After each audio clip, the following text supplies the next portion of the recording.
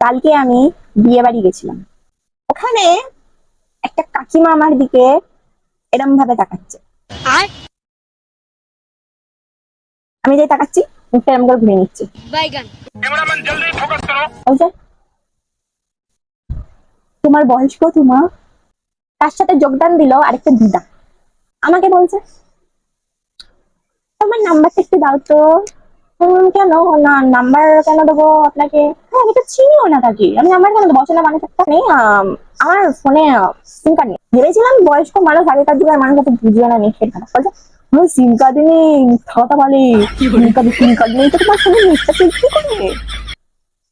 এটা আর দিদার এদিক নেই তো ওদিক আছে, দিদা সব বোঝে একদম। সিম কার্ড ছাড়া নেট চলবে না, সিম কার্ড দিয়ে নেট চলবে, একদম সব বোঝে। তার সাথে কাকিমাটা বলছেন, আরে বুঝতে পারছো না, বয়ফ্রেন্ড আছে, বয়ফ্রেন্ড বয়ফ্রেন্ড। আমি বললাম, দেখুন আপনারা কি কিছু বলবেন আমাকে, তাহলে বলুন।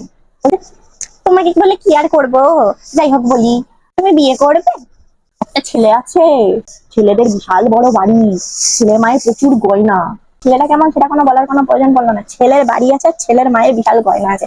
আমি কি ছেলের বাড়িতে ডাকাতি করতে যাবো? মানেটা কি, মানে সম্বন্ধ করতে ভালো কথা, যদিও আমি বিয়ে ফিয়ে করবো না, যাই হোক একটা মানুষ নর্মালি সম্বন্ধ করে তো এটা ভালো। ছেলেটার বিষয় জানি, মিথ্যা কথা বলে, ঠিক আছে, জানি মিথ্যা কথা বলে, তবুও ছেলেটার বিষয় কথা বলে। ছেলেটার বাড়ি বিশাল বড়, তার মায়ের প্রচুর গয়না আছে, আমাকে দেখে ডাকাতি ধরেছে। তখন এন্ট্রি নিল ওই আড্ডা আমরা পাঠাটা, ঠিক আছে, মানে যার সাথে আমার করার চেষ্টা করছি, এসে বলছে, মা ওখানে বসে চলো, ওখানে চলো বসি, গিয়ে খাবার খাবো, ব্যাগ ফাঁকা হয়ে গেছে। মানে তোতলা মার্কা মালটার সাথে আমার বিয়ে ঠিক করছে ডাইরেক্টলি সামনে।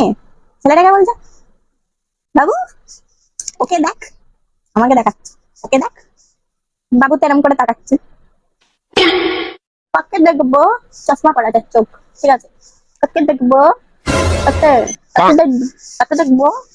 বলছে, ওই তো ওই মেয়েটাকে দেখ। বলছে, খাবে না, তারা খেয়ে আদি।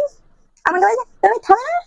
এখনো মুখ থেকে সুপারি বের হয়নি, ছোটবেলা সুপারি এখনো মুখ থেকে বের হয়নি, উচ্চারণ ঠিক করে করতে পারে না। খেতে দেবে চলো, বসবে চলো, দাঁড়াতে আমাকে বলতে চলো, খেতে বসবে না, চেনে না ভাই, চলো।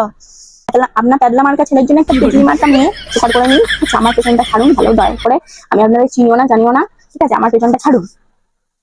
বলছে, দিদাটাকে বলছে, চলো চলো চলো, চত্ব সব সময় নষ্ট করলাম। দিয়ে গেছে, দিয়ে আমার ওই পাশে একটা আমার বান্ধবী বলেছিল, ওর কাছে চলে গেছে।